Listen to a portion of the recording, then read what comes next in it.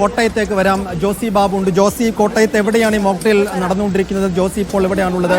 Siren മുഴങ്ങിയോ? എങ്ങനെ പുരോഗമിക്കുന്നു mock drill?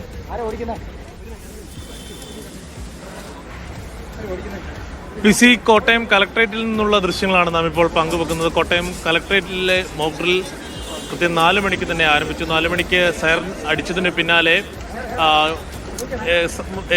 ഒരു അടിയന്തര സാഹചര്യത്തെ എങ്ങനെ നേരിടണമെന്നുള്ള ഏറ്റവും വ്യക്തമായ ദൃശ്യങ്ങളാണ് നമ്മളിവിടെ കണ്ടത്. പൊടുന്നനെ ഫയർഫോഴ്സും പോലീസും ഒക്കെയും ഇവിടേക്ക് എത്തുന്നു.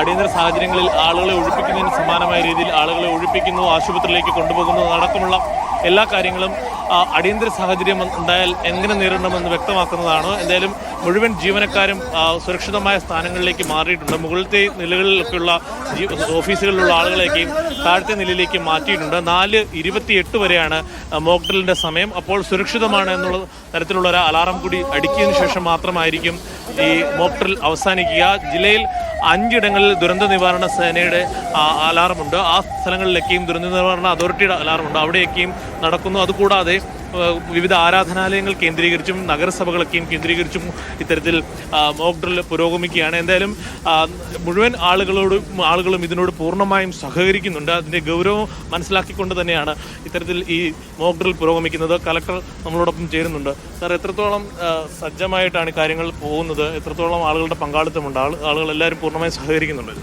തീർച്ചയായിട്ടും ഇന്നലെ മുതൽ ബഹുമാനപ്പെട്ട ചീഫ് സെക്രട്ടറിയുടെയും അഡീഷണൽ ചീഫ് സെക്രട്ടറി ACS ഹോമിൻ്റെയും നേതൃത്വത്തിൽ വളരെ വിശദമായിട്ടുള്ള മീറ്റിങ്ങുകൾ എടുത്തിരുന്നു. അതിൻ്റെ അടിസ്ഥാനത്തിൽ അവരുടെ ഡയറക്ഷൻസ് അനുസരിച്ചും ഇൻസ്ട്രക്ഷൻസ് അനുസരിച്ചിട്ടുള്ള കാര്യങ്ങളാണ് നമ്മളിന്ന് കോട്ടയത്ത് ചെയ്തിരിക്കുന്നത്.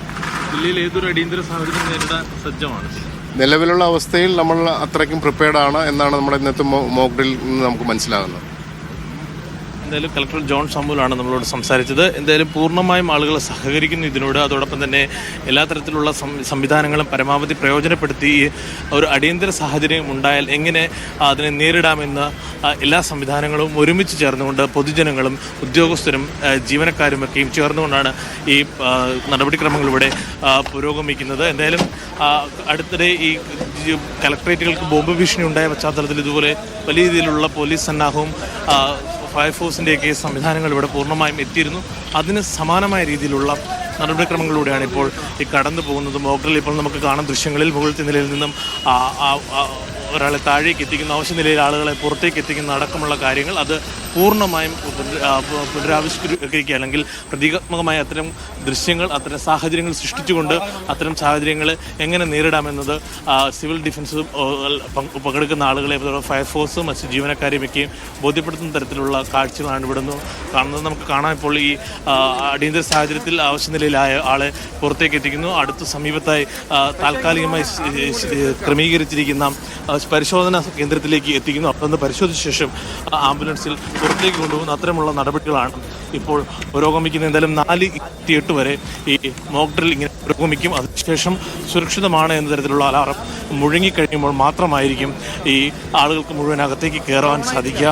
നമുക്ക് ഇവിടുത്തെ ദൃശ്യങ്ങളിലേക്ക് പോയാൽ കൂടി അറിയാം, പുറത്തൊക്കെയും വലിയ ആകാംക്ഷയോടെ ആളുകൾ നിൽക്കുന്നുണ്ട്. അതോടൊപ്പം തന്നെ മുഴുവൻ ജീവനക്കാരും കളക്ട്രേറ്റിന് പുറത്തും കളക്ട്രേറ്റിനുള്ളിലുമായി താഴത്തെ നിലയിലുമായി സുരക്ഷിതമായി നിൽക്കുകയാണ്. പൊതുജനങ്ങളൊക്കെ പൂർണ്ണമായും ഇതിനോട് സഹകരിക്കുന്നു എന്നുള്ളതാണ് നമുക്കിതിൽ നിന്ന് മനസ്സിലാക്കുന്നത്. സാധാരണക്കാരൊക്കെ എങ്ങനെയാണ് ഇത് കണ്ടിട്ട് എന്താ തോന്നുന്നത്? ഇത് കണ്ടിട്ട് ഇപ്പോൾ എന്നാന്നറിയാം, ഇതിപ്പോൾ നമ്മളൊരു പുതിയ രീതിയാണ്, നമുക്കൊന്നും മനസ്സിലാകുന്നില്ല തന്നെ. അന്നോ ഒരു അടിയന്തര സാഹചര്യം ഉണ്ടായാൽ ആളുകൾ ഒഴിപ്പിക്കുന്നതിനുള്ള ക്രമീകരണങ്ങളാണ് നടത്തുന്നത്. അവിടെ എങ്ങനെയെങ്കിലും ഹോസ്പിറ്റലിലേക്ക് കൊണ്ടുപോകാനുള്ള പരിപാടി നോക്കത്തുള്ളൂ. അതെ, നമ്മളെ കൊണ്ട് ചെയ്യാൻ സഹായങ്ങൾ ചെയ്തു കൊടുക്കുക.